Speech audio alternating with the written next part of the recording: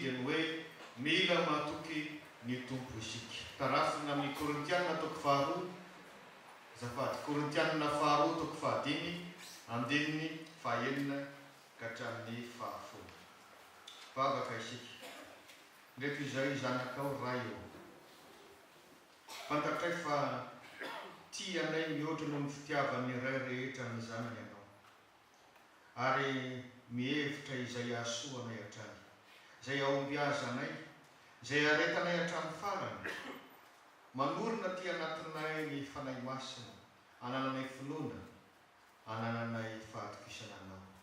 Volavolao ndray izahay, ka sy ny fosy ny saina mampanahinay. Amin'ny anaranao Jesu Kristy. Ny apôstôly Paoly no manoratra ho an'ny fiangonana any Korinto, any Grèce ankehitriny zany tamin'ny taonjato voalohany.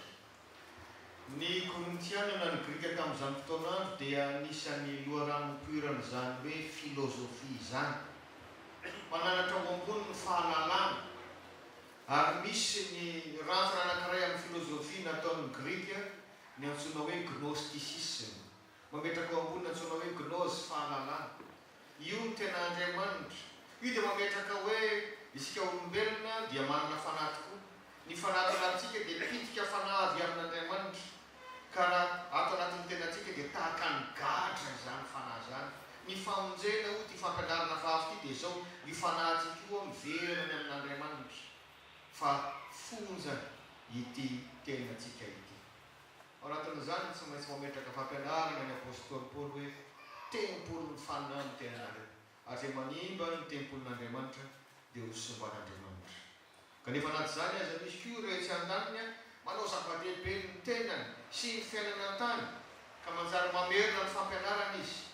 Raha ho amin'ny Korintianina faharoa toko fahaefatra andininy fahafito dia hoarina amin'ny vilany tandy, hoarina amin'ny vilany tandy, ohatrany po am-boninkazo zany ity tenatsika ity. Fa vilany tany fasina ohatran'le tirelire, asina ny zavatra sara biky. Tamin'izany ny coffre-fort dia vilany tany. Io vilany tany io mety mafana, mety mangatsika, mety vaky, ary raha manjera mafimafy dia tena mety ho simba tanteraka. Zany manorany apôstôly Paoly ity tenatsika ity. Zany hoe mbola misentro isika ety, ka tsy zao fiainana tamin'izao no tena tsara, fa ny fiainana mandrak'izay eo amin'ny tompo. Ary zany mahatonga azy eo amin'ny andininy voalohany eo amin'ny toko fahadimy milaza hoe trano lay ve ty fiainantsika tany ity e. Ny jiosy moa dia mahay zany tsara, fa ny jiosy tamin'ny taonjato voalohany zany dia olona mpandehandeha, satria mpiopionjy mbola tsy dia tena ao amin'ilay hoe mambolo loatra, fa dia zao aizany misy irofany miondry, ka rehefa lany eto dia mivadika ery indray, rehefa lany ery dia mivadika any ambadika andray. Dikan'izay mandehandeha izy, trano lay no tena fampiasany. Zay no anoara ny ten'Andriamanitra ny fiainana tany eo amin'ny voalohany hoe trano lay ny aty. Raha valy nefa ty trano lay ty izy dia misy zay trano tsy natao tanana naharitra mandrak'izay ho antsika miaraka amin'ny tompo. Tsy maintsy toriana kosa ny fampianarana zany. Ary ao anatin'izany tsika no matakatra ny andininy fahavalo, manao hoe eny matoky isika ka aleotsika ny tsy hitoetra ho amin'ny tena, fa nitoetra any amin'ny tompo. Tsy mitoetra any amin'ny tena, tsy mamiko be dehibe ny olona ary tsy mpivavaka tena manao an'izany. Fiainana tany zao ihany, zao no hitan'ny masotsika, ty ihany no tena mahafinaritra, eto ihany no tena misy plaisir, zao ihany no tena fifaliana. Fa tsy maintsy lazainy zany tena Andriamanitra andininy fahavalo zany hoe aleotsika ny tsy hitoetra ao amin'ny tena, fa nitoetra ao amin'ny tompo. Zany koa tsy milaza hoe hamono tena sitrany ahay ho tonga alohany amin'ny tompo, eko natrea amin'ny tompo zany famono tena zany. Fomba fiainan'izao tontolo zao zany, ny olona tsy mamana fanantenana na dia betsaka azy gaga ihany rehefa mba jery tao amin'ny internet hoe be dehibe ny artista mamoy fo sy ny acteur mamoy fo mba atao lamodiny zany dia mamono tena, dia mba mieritreritra izy hoe malaza ery amin'izany, fa ho any amin'ny fahaverezany zany. Fa ny tia nampitainy eto tsy milaza hoe tsisy dikany zao fiainana tany zao, fa ny any amin'ny tompo ny tsara lavitra. Etritsika dia mbola misentro, hitatsika ny lesona tamin'ny farany, mivokatra ny fahotana fototra sy ny fahotana ataontsika isan'andro, dia dia manjary tsy tanteraka izao fiainana tany izao. Mirona makany amin'ny fahafatesana, na isika na ny natiora na ny tany. Fa ny tanteraka ny tsy olevana mandrakizay dia ny any amin'ny tompo rehefa tonga ny amin'ny rahaolanitra izy. Ny hevitra tiana ampitany an'izany dia hoe raha ho avy ny fahafatesana izay vokatra ny fahotana fototra dia tsy mba anisany matahotra amin'izany ny mino. Zareo tsara indray no manodidina anao tsy mpivavaka rehefa tonga ny fahafatesana amin'ny fianakavianao dia tena hoe lasaka, tsy misy fanantenana intsony, tena hoe zay no izy amin'ny fiainana. Ary be dia be ny olona fantatrefa izay moa olona mpamanga mantsofo zany ho asanay. Tena hafa le olona tamin'olona samy teo izy mpianakavy. Fa rehefa nisy anankiray lasa na roa, tena zany le atao hoe tena latsaka. Na ny fijeriny, na ny fandehany, na ny fiakanjony, na ny firesany, na ny fahazotoany manao zavatra, tsy misy fanantenana intsony. Ka ny lesona lehibe dia ny hoe isika tsy matahotra miatrika an'izany fahafatesana zany rehefa tonga ny fanendren'ny tompo. Fa tsy mitovy amin'izany olona tahaka ny tsy manan'Andriamanitra zany. Tsika izany tokoa dia olona mandeha amin'ny finoana. Zay ny tadiora mbola kristianina ianao. Zany no voalaza amin'ny andininy fahafito fa finoana no andehanantsika fa tsy fahitana.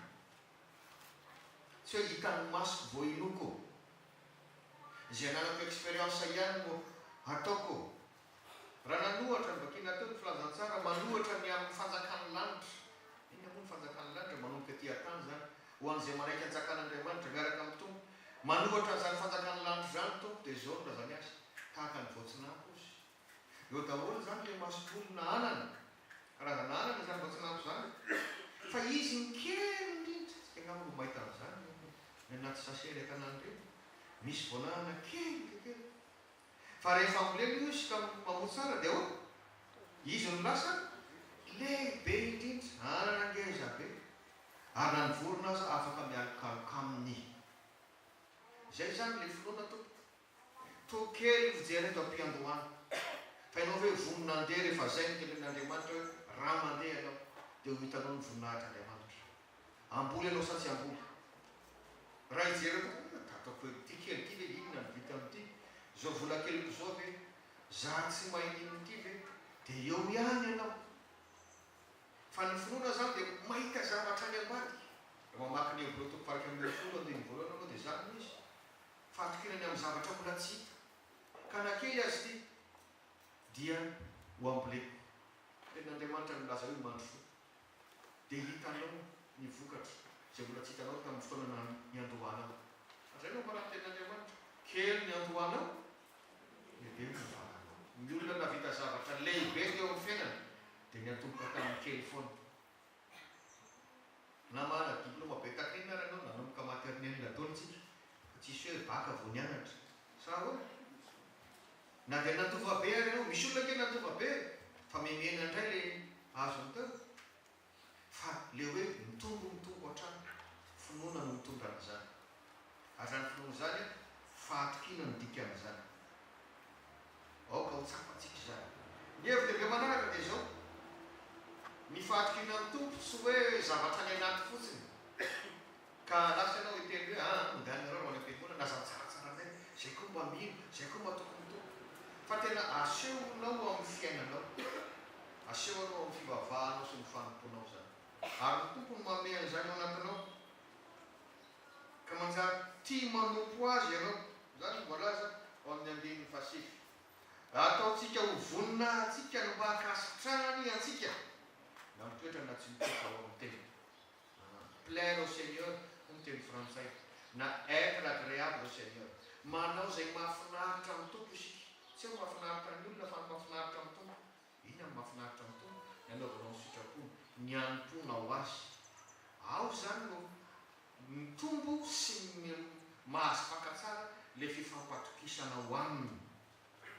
Ohatran'le hoe natomboka na fafy na levina tao anatin'ny tany le voatsinampo kely dia Andriamanitra no mikeringatsika mahita azy ao ambany hoe iny va hipotra sa tsy hipotra. Andriamanitra iny no misikotra nisy kelikely dia mampipotra azy atỳ.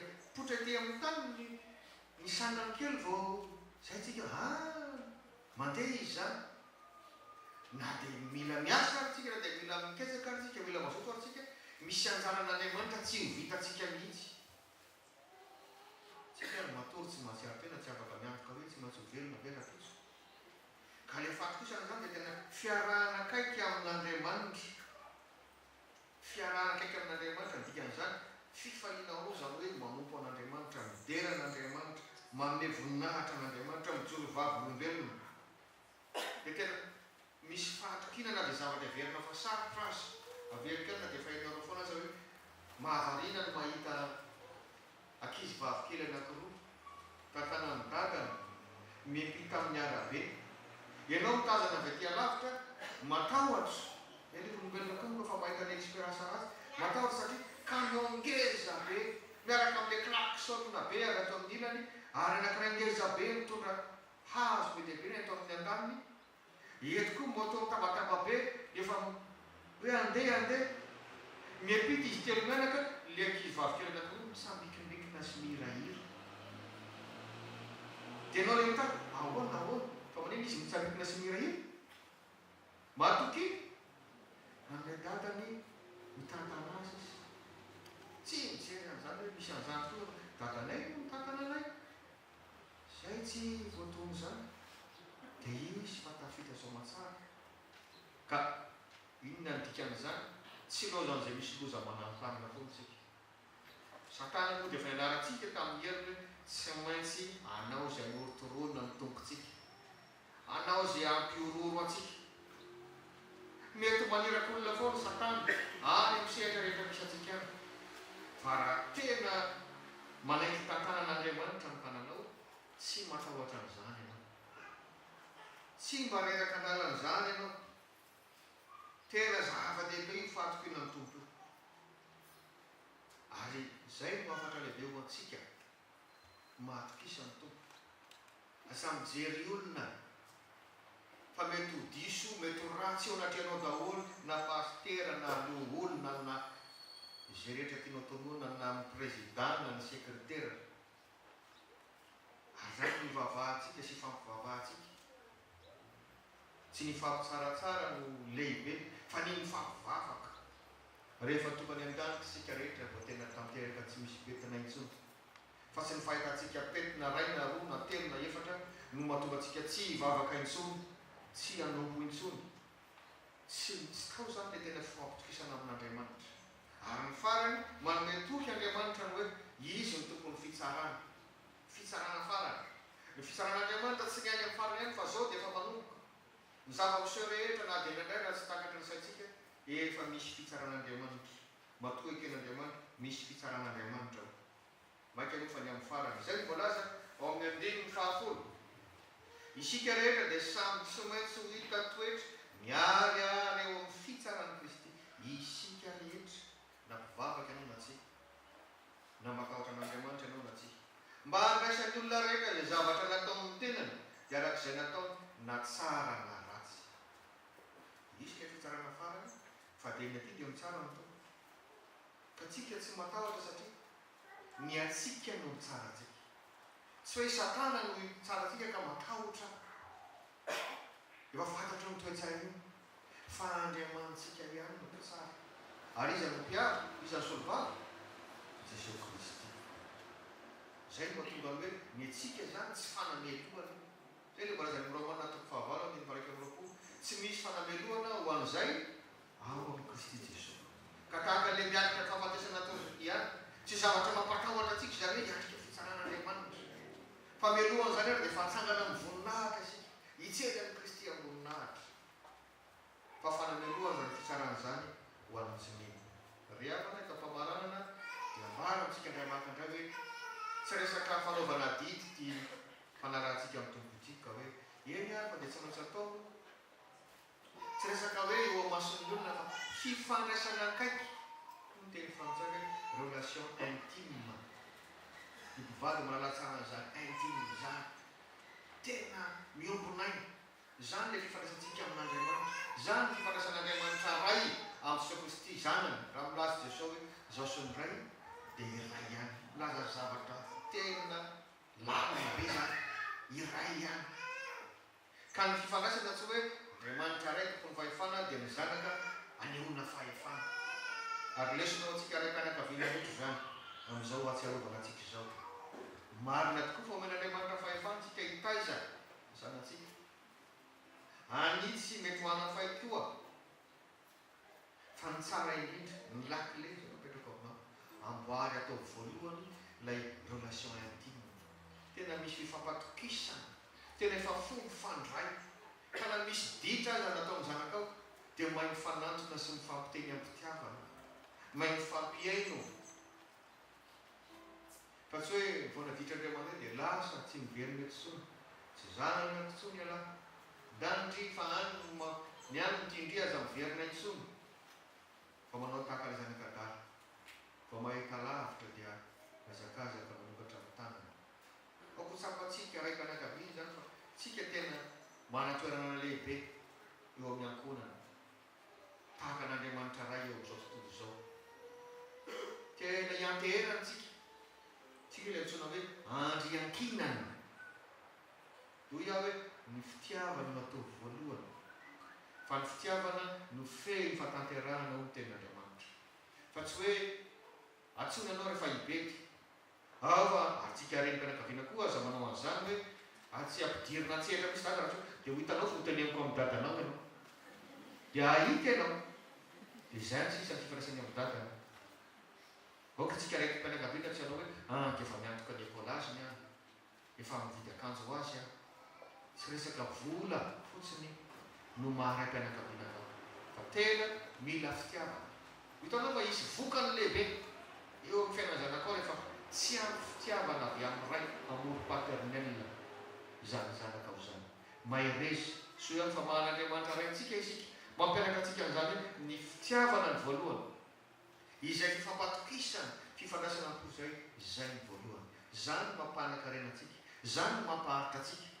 Fa raha ty falelentsika sy ny toetra ratsy sy ny teny izay mety mahafanaovantsika ity no tehirizitsika am-po foana. Izy tsika no tafajanona eto. Zany mahatsara hoe mivavaka, mangataka famoram-po, mangataka fampianarana, mangataka fampiraisana avy amin'ny tompo an-trano isika. Ka isika mahatoky ny tompo dia mangataka amin'ny Dio mba homeny izany fifampatokisana izany. Zany no aretanao hatramin'ny farany. Ahitanao amin'ny voninahitran'Andriamanitra sy ny fanjakana. Amen.